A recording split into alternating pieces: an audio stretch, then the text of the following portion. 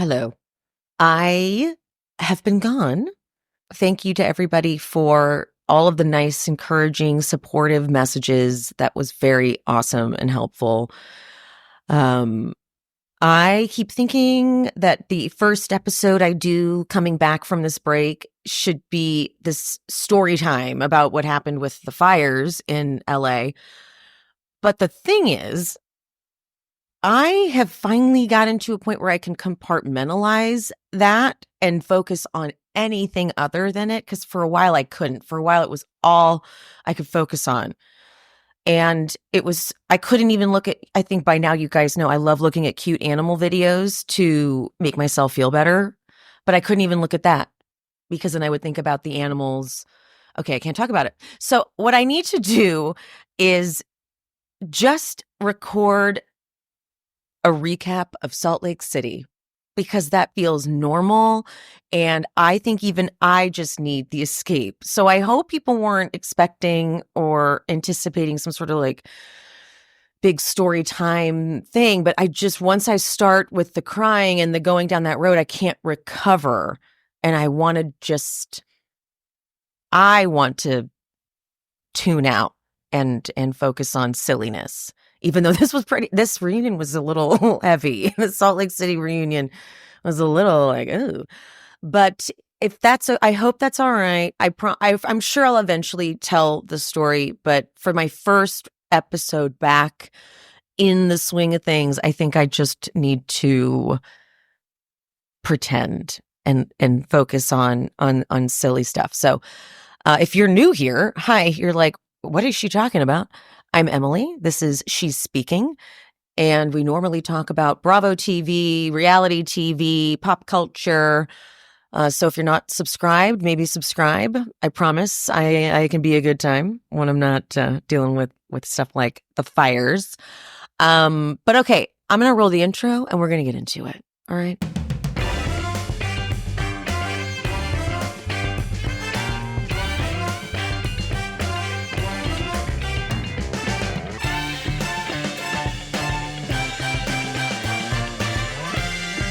Was the theme for this reunion red and purple? Because I hate that combination of colors. I really do. I am offended by that combination of colors. And because with Lisa in the purple fringy thing and then Angie in the purple, like a lighter purple, but then everyone else in red. I don't want to go through and critique the outfits because that just feels too petty after what I've been through. But I'm sure I will eventually. FYI, for anyone wondering, the weekly wrap-ups will eventually come back. Probably not this Sunday, most likely the following Sunday. Kendrick has been super sweet and supportive and understanding of me taking a break. So I'm going to just try to churn out a bunch of these episodes like Beverly Hills, Salt Lake City, Southern Charm for the Patreon. And then I'm hoping by next Sunday, I'll feel ready to go live again. Sorry, just side note. My point of that was when Kendrick and I record again, he'll probably pull out the petty in me and we can talk shit about the outfits then. But I just feel kind of icky doing that right now. I don't know. Sorry guys. And I'll never be the same after what happened. So this is all new to me too. Talking about reality TV. Okay. Maybe I'm not ready for this. Okay. We're going to keep going. The first topic is a much easier topic to dive into. And that is the Whitney Prism Alibaba thing. Now, I know Whitney explained it, but when she said that the designer put that photo up as a placeholder until she was able to do a proper photo shoot, that still didn't explain why the photo of your item is from Alibaba. Because if I purchased something from a vendor and I didn't have a time to do the photo shoot, I would probably just take the stock photo from where I purchased it. So then that was Alibaba, right? Like, how did you coincidentally in 48 hours? And it was a stock photo because she admitted that was a stock photo. So unless the designer Googled the exact same bracelet and it just happened to be a site that a photo that Alibaba also has, which is possible. It's possible they bought from a different vendor who bought it from Alibaba, maybe. I don't know. But also when Whitney said that the critique that they got was, we can't afford your custom pieces or whatever they're called, the designed pieces. They looked for more economic options, and it would make sense if they were like, let's just go to Alibaba. Shit is so cheap, and then just mark it up. So I can kind of see that. It's drop shipping. That's what drop shipping is, you know? But okay, so there's that. Lisa is asked why you brought it up on camera if it wasn't to discredit Whitney. And Lisa just cannot accept. I just wish Lisa could say, this is the beginning of me wishing Lisa would just say the truth. Like, the truth is, at this point, that yes, you brought it up on camera to discredit Whitney. Like, yes. Yeah, I was being messy. Okay. But instead she's like, first of all, there were a bunch of articles that came out, but I defended you. I said, that's horrible. No, you didn't. You didn't. That's not at all the vibe that you had. You defended her against who, Whitney? I mean, Lisa, you brought it up to Meredith. Meredith was like, Meredith then took it to Heather. And then that's when this part of the reunion gets hilarious. Meredith is like trying to be above it all. She's like, what I did was I took something that was brought up on camera and I made sure you found out about it. Unlike what has been done to me repeatedly, where it's gone on behind my back for weeks and I find out when I watch. They're like, okay, you didn't go to Whitney. You went to Heather. Well, we were not speaking. We were barely speaking. So I made sure you found out. You're welcome. What? Meredith, you can... Meredith and Lisa both are horrible at accepting their own behavior. Oh my God. Andy asks Lisa if her cybersecurity guy found any evidence. Lisa kind of bumbled through this one. But she said something like, well, Whitney was supposed to show proof and she never showed proof because I was like, this guy, like, we know IP addresses and blah, blah, blah. But Whitney never came up with anything, which is true. She didn't. She's like, Adam told me.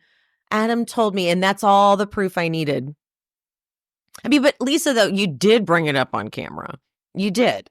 You told Meredith. Meredith told Heather. And whether or not, and they bring this up there at the reunion, it's like, okay, seeing it on a few posts online is one thing, but bringing it up on the show that everyone is going to watch is another. There's so many Bravo accounts out there now. Just because a couple Bravo accounts pick it doesn't mean everybody saw it. Everyone who watches the show will see Lisa talking about it and then Meredith telling Heather, you know what I mean? I am glad it was brought up, though, because Whitney does deserve to get dragged. Whitney's always trying to expose everybody for being fake. I'm like, girl, you have an MLM. Okay? So I don't want to hear it. Oh. Andy asks Angie how she felt when Heather told Lisa what she had said about the whole gaming and Henry thing. This turns into both Lisa and Angie talking at the same time, and it's exhausting. And Lisa does do this a lot, but so does Angie. It's kind of like the same exact fighting style. But Andy's like, it has to be a back and forth. Like, he looks at Lisa so annoyed. She's like, I know, but they were talking, and I was like, hey, just so you know, I gave you a pass. Okay, yeah, we get it, Lisa. You were saying what your point was. Shut up, please. Let someone else talk. So Lisa finally gets to say, I guess, she's like, Lisa told Bronwyn about what Angie had said, but had specifically said, I don't want anyone else to go to Angie with it. And then Bronwyn steps up and is like, but shouldn't she know that, you're mad at her or something? And Lisa's like, oh, she's piping up. Has she been quiet? Has Bronwyn not been outspoken? I got confused by Lisa saying that one. The clap. Oh, she's piping up. She's been pretty outspoken. I don't know. But then Bronwyn gets to say, if you want to get big with me, let's get big, Lisa. Please, both of you. Stop it, you little guys. No one's getting big with anybody. Heather chimes in and says that there was a shift with Angie on Lisa. And I know that Heather is not a reliable source, but there was a shift. There was a shift. I think Angie didn't like being on the end of the couch. And Whitney saw an opportunity, or maybe Whitney and Angie just are friends. Like, it makes, I don't mind them being friends. It doesn't all have to be calculated. And maybe Angie kind of gets along better with Whitney and has always sort of secretly not really liked Lisa and was looking for any opportunity to potentially turn on Lisa, because the switch from season 4 to season 5 is noticeable and kind of confusing. But maybe this is a long-seated resentment that Angie's had. It sounds like Sean has not liked Lisa for a while. He was real quick to be like, oh, she's so abusive. So I don't know what's been happening in this friendship. But if the husband's saying that, I don't know. Was he just being messy maybe? But there was a shift from Angie. And I think my issue then with Angie becomes, you don't want to own up to anything that you do. You just speak about like the reactions to what you've done. And sort of as a perfect example of that. So Angie she says she's not spoken to Lisa since the finale. And Andy goes, well, you said on your phone that Lisa has a Park City man who pays for her lip filler. And Angie's like, I fired back because Meredith said I was a backup dancer to Jen Shaw. And okay, when we go through what the tweets were, Angie, your response was very much overkill. That's the thing is, Angie, when you respond, what you take someone down, I wouldn't even say that Mary does the same thing, but she also is pretty savage. Angie's is like dirty though. Angie just throws out lies, honestly. Like a Park City man who pays for her lip filler. Lip filler's not that expensive in the grand scheme of things. Like who needs someone to pay for their lip filler when they can buy cars and go on trips? Like, that's so stupid. But it's like Angie's been insinuating that there's cheating too, but she's going to act like I've never said anything. And then she's just very contradictory for me. But then Angie hating this backup dancer line. Even Meredith was like, oh, you're upset that I called you a backup dancer? Andy's like, but that's not. She's like, I have been on my own since I was 6 years old. I am a solo act. I am not a backup dancer. Okay, bitch. All right. So this was a trigger for Angie, feeling like she was the backseat gal. She was so excited to have first chair. What did she say? From bench warming bitch to first chair or something? Okay, but then what made Angie respond with Lisa was that when Meredith tweeted, the only scroll I read is the Tara. I love the way Meredith, excuse me, my God. I love the way Meredith says Tara, the Tara. And then Lisa wrote Mazel Tov. And so Angie said something about her G-Wagon getting repossessed. And this is how Lisa responds. There's a new 2025 Porsche sitting next to it. And what's a 911 or a 9? What did she say? I don't know anything about cool cars. Angie goes, I heard it at dinner. And then Heather's like, oh, no, you're not getting away with that. When you told me, you said Bronwyn told you. And she goes, yes, at dinner. She's like, I didn't lie. I heard it at dinner. Bronwyn's so dumb, though. She's like, that's what I heard. No one has. Another one, and I know I'll be recapping the penultimate and the finale episode separately. But when Whitney was like, I've heard that you return things after you buy them. No, everyone in the after show was like, I've never heard that. Like Bronwyn's like, I've never heard it. Mary even was like, I've never heard that either. And Whitney's like, well, that's what people say. No, they don't. No one says that. No one's co-signing that one. You just fully made that up. This episode is sponsored by Manscaped, which is the only face and body trimmer your man should be using. The Handyman Rocketman Special Edition from Manscaped is sleek and compact, and it's a grooming essential. The Handyman has a unique dual blade system. You get both a standard foil shaver and a long hair trimming blade, which can handle up to 3 days of beard growth. And this part is what makes Manscaped the #1 face and body trimmer. their skin-safe technology. The Handyman comes equipped with this technology, which is designed to reduce nicks and cuts, right? And the thing about the Handyman is it's compact, it's sleek, it's airplane friendly. And just in time for Valentine's Day, they're doing a special edition Rocket Man colorway of black and gold. I love. But PSA, there are limited quantities available in this colorway, so you want to act fast. And if you're worried, there is a 30-day money-back guarantee, so you can try risk-free. Give him the gift of grooming this Valentine's Day. Get 20% off plus free shipping with the code SHESPEAKS at manscaped.com. That's 20% off plus free shipping with the code SHESPEAKS at manscaped.com.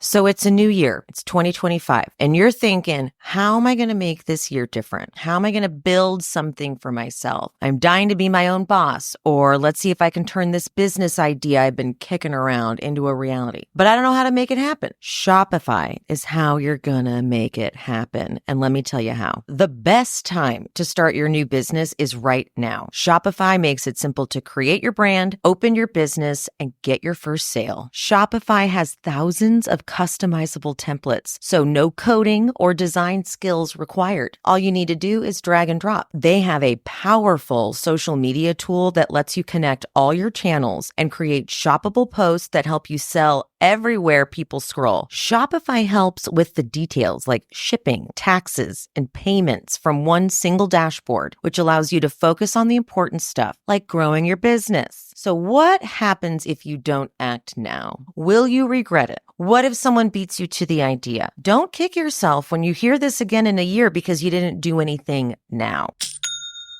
Established in 2025 has a nice ring to it, doesn't it? Sign up for your $1 per month trial period at shopify.com/shespeaks, all lowercase. Go to shopify.com/shespeaks to start selling with Shopify today. Shopify.com/shespeaks.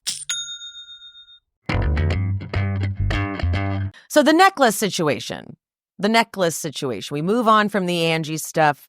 Now we get into the jeweler, Emma. Now, okay, this feels even petty to discuss because what we have coming up eventually is going to be way harsher and more intense.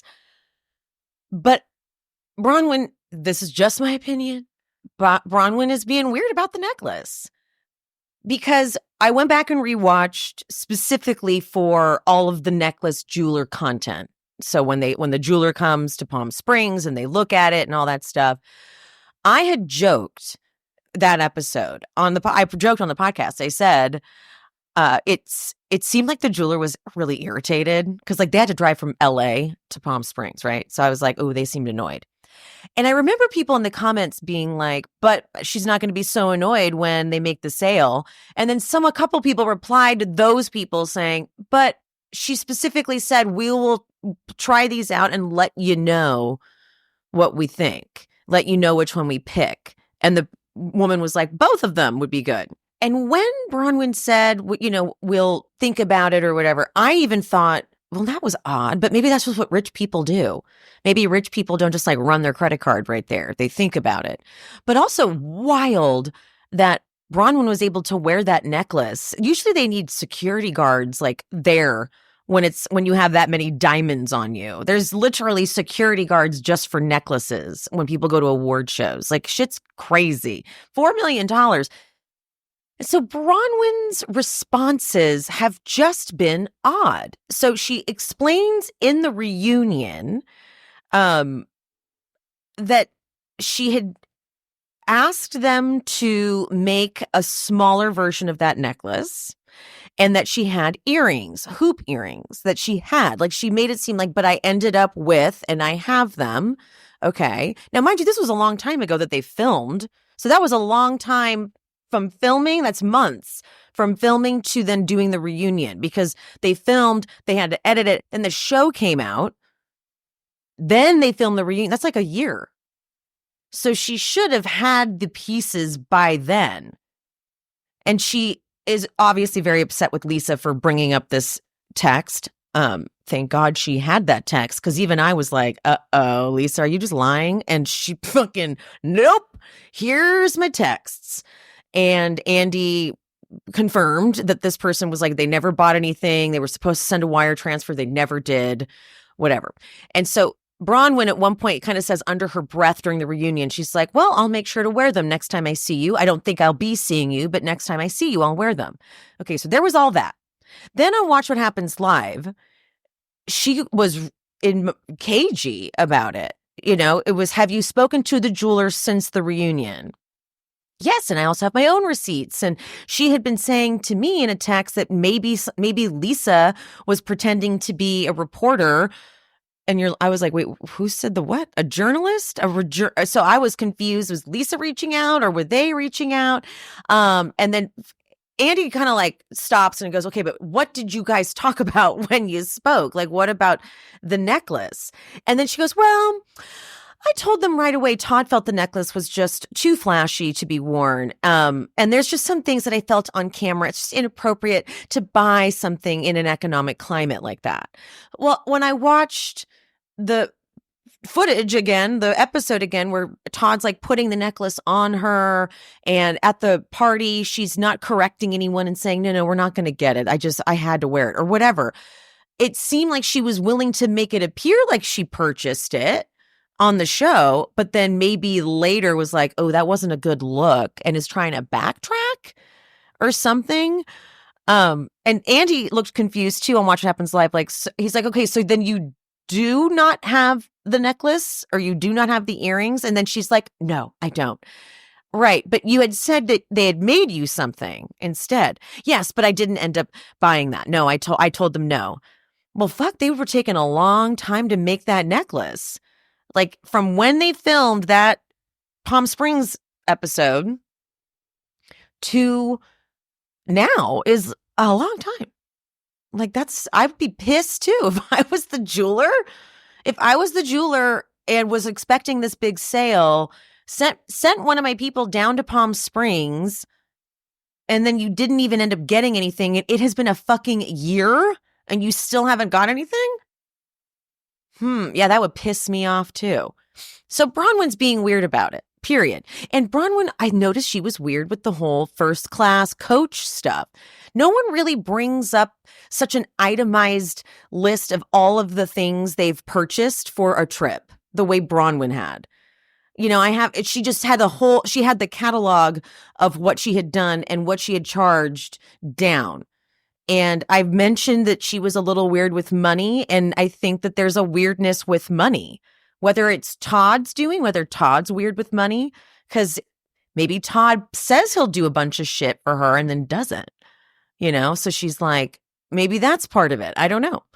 But I noted something was a little weird about how she talked about the trip and how it was my fucking credit. I've never heard any other housewife talk like that. I'm also just hypersensitive and think I see things that, you know, aren't there sometimes. So maybe I'm just off, but I'm the story about the jewelry, it is not adding up. It isn't.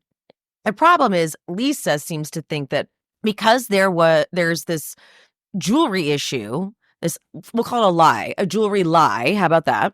That she is not in the wrong for having talked about the grandparents' version of what happened when Bronwyn had asked her not to bring it up anymore. I thought it was wild that Bronwyn had never shown the picture of Gwen's dad to even Todd.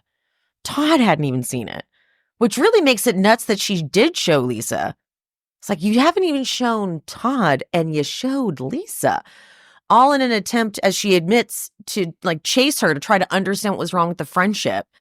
So when the after show had come out for that particular episode, they posted the clip of Lisa talking about the miscarriage, but then they deleted it because by the time I woke up that day, someone had made content about that clip. And then I went to the after show and I thought I was going nuts. I could not find it anywhere.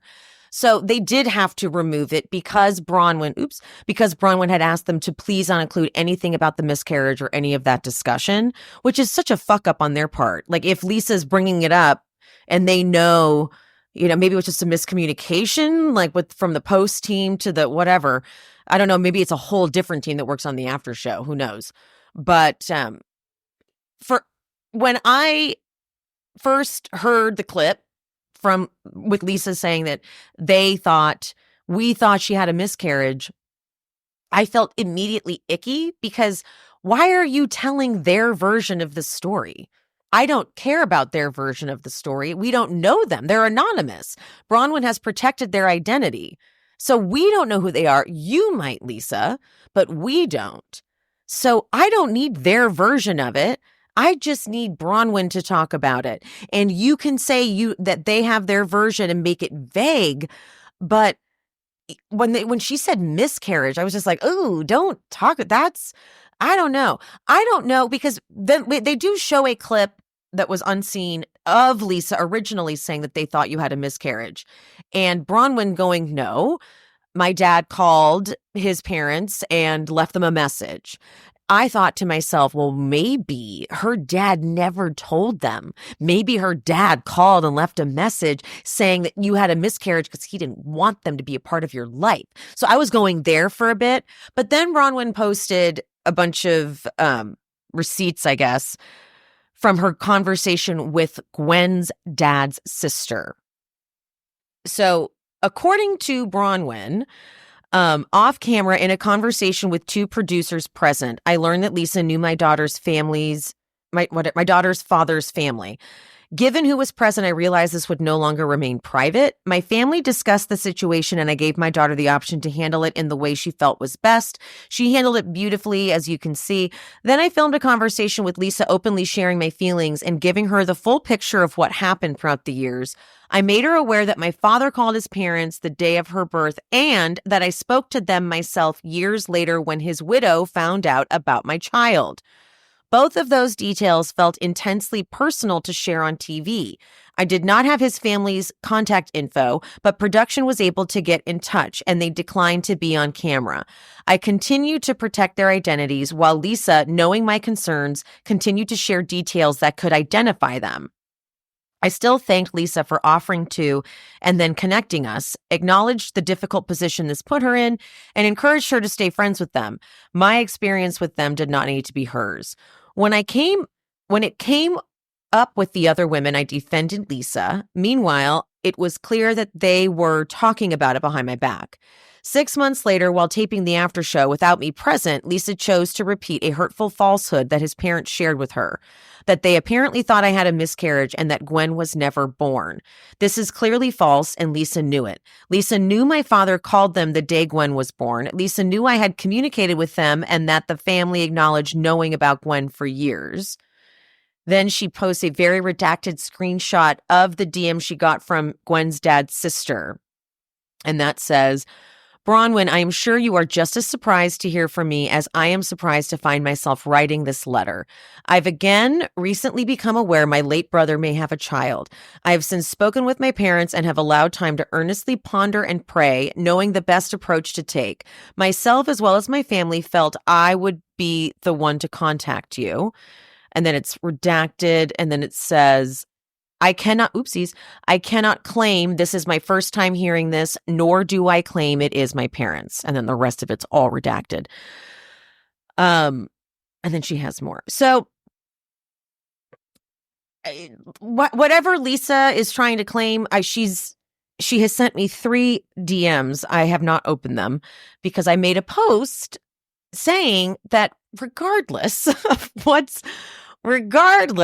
the position you feel you were put in, regardless of that, you shouldn't have spoken about it. It wasn't your place. And I'm like, who are these grandparents to Lisa? Are these investors in her companies or something that she feels like she needs to be on record defending them and telling their version of what happened? Because I've seen what Lisa has been commenting to other people. Let me read one of her comments that she has said. Hold on, let me find it. This person said, "Lady," this is a comment on one of her posts. "Lady, you are relaying a secondhand narrative that you shouldn't be speaking on anyway, in any way, shape, or form. As the great Heather Dubrow once said, when everyone tells you you're dead, it's time to lie down. The only words coming from you on this subject should be, I'm sorry, I shouldn't have said anything on the matter and just listened. But listening seems to be a huge issue for you, so shrug. Lisa writes, how nasty of Bronwyn to ask me to do something and then be upset about it. They are good people and I won't shut up about it. And then she wrote, then another person who lied about buying jewelry. No one can ruin that jewelry store. Emma reached out to me as a friend because I introduced her to Bronwyn. Bronwyn kept lying to her and it was getting her in trouble. Bronwyn should feel pathetic for what she did to a friend that has loaned her jewelry for the past 3 years. It's like, I just need her to say, hold on, let me see what else. If there's other ones. The miscarriage discussion was terrible of you, Lisa. Very dark and totally unnecessary. You can never just admit when you're wrong and give a truly sincere apology. This is what Lisa says. You see an edited clip and you don't know what was fully talked about. She brought it up. Okay. She's very bad at punctuations, so it's confusing. I don't understand whether or not she brought it up. After bringing it up, she then said, I don't want to talk about it on camera, or I don't want anyone to know who they are. And then Lisa went and talked about it on the after show, and then she cried and said, I'm in a lose situation. No one knows who they are. So if you don't defend them and you just say, I should not have spoken on it, that was so inappropriate because it's your story to tell. Not even their story to tell. I shouldn't have been speaking on anybody's behalf. Not on the grandparents, not on no one's. And I'm so sorry Gwen was hurt. Period. Done. Period. But Lisa has been also saying that they said I faked. I said that Bronwyn claims I said she faked a miscarriage. That's what it was. But I didn't say she faked a miscarriage. I'm not going to say I'm sorry for that. Okay. No one. Okay. You said miscarriage and that they thought she had a miscarriage. By saying that, people will then wonder, well, did Bronwyn tell them that she had a miscarriage, so that they wouldn't reach out so that she could, that's what was happening is people were like, she purposely didn't say she had a miscarriage because she wanted to do something to the grandparents later and be able to play a victim. I don't know. People were coming up with some wild theories. And I think Lisa was just too afraid to admit, no, these people might have ignored their grandchild. They might have. It might have happened. And regardless of what maybe they said, well, we thought she'd had a miscarriage, but we know she didn't or something. You don't need to talk about it. That's it. That's all you got to do. Gwen is the only one who you should be concerned about protecting. And if Bronwyn said it hurt Gwen, but she turns herself into the victim. It was crazy. She kept crying. It was brutal for me. I kept kind of going no, don't do that. When she goes, in the middle of them talking, she's like, okay, but Gwen's father has passed. Okay. He's passed away. And I'm like, are you really informing Bronwyn that he's passed away? She knows that. We all know that by now. What are you doing? No one knows who he is. You don't need to protect him because we don't know who he is. I have not been able to find it out. If anyone has figured it out, please send it to me because I have not been able to find it out. I've looked everywhere. When Bronwyn first joined the show, I was Googling everything, but he's nowhere to be found. So stop it, Lisa.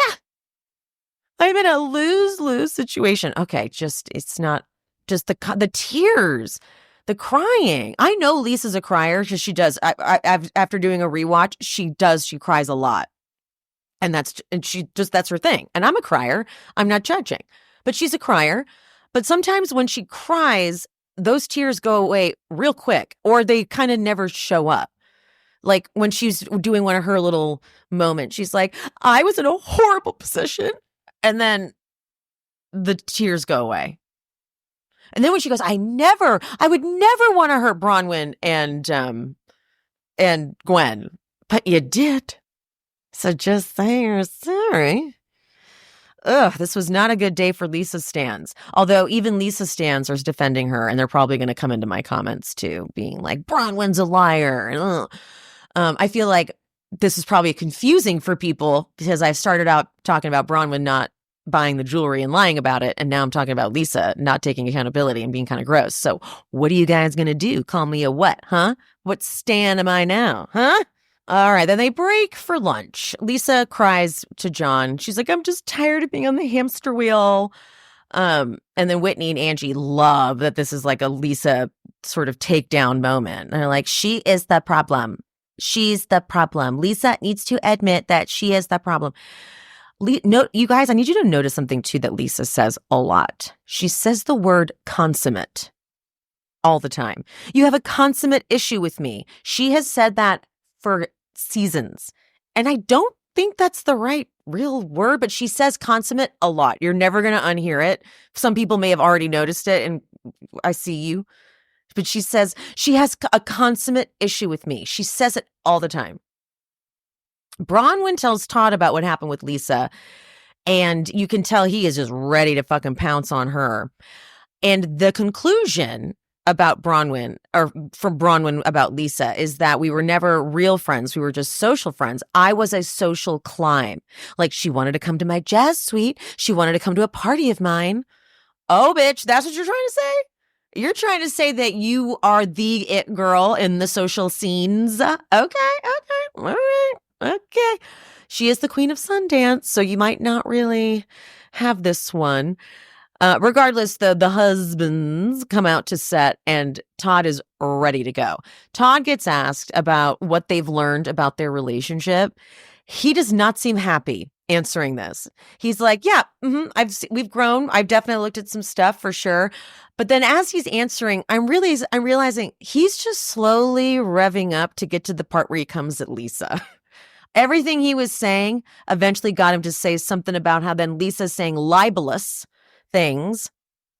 And then this goes back and forth, and John goes, watch your tone. I'm not going to watch my tone. You watch your tone. And Andy's like, all right, okay. He's like, come on, guys. Like, what are you going to do? Todd, what are you going to do? So yeah, not Lisa's best moves for sure. Meredith also didn't own up to much. I didn't get into, Heather had a little segment. Some bitch wrote in that Heather's weight loss is what made her a mean girl. And you can call her a mean girl, that's fine, but don't equate it to her losing weight. That's so shitty. You know, like women can't win. Like if she doesn't lose the weight, she gets criticized, like, come on. But Mary had Heather's back in that moment. It was really sweet. Mary was like, she has changed, but she's more confident. She takes care of herself. I was like, God, Mary. But okay, I'm going to wrap this up. My plan is to hopefully record the other two recaps soon, like today. I'm trying not to overwhelm myself because I wanted to do like a marathon of recording. But my friend was like, maybe just don't overwhelm yourself. And because she knows me, and what I'll do is I'll set really impossible goals. And when I don't achieve them, I feel bad. So she's like, let's put normal goals. So the overachiever in me wants to record 2 more recaps, edit them, and get them all out to you. But my friends who are looking out are like, just don't do that to yourself. So what I would love to say is I'm going to get those episodes up to you ASAP. But I'm trying to do this mental health awareness shit. So anyway, well, it's good to be back. Love you guys. Mean it. I'll see you next time.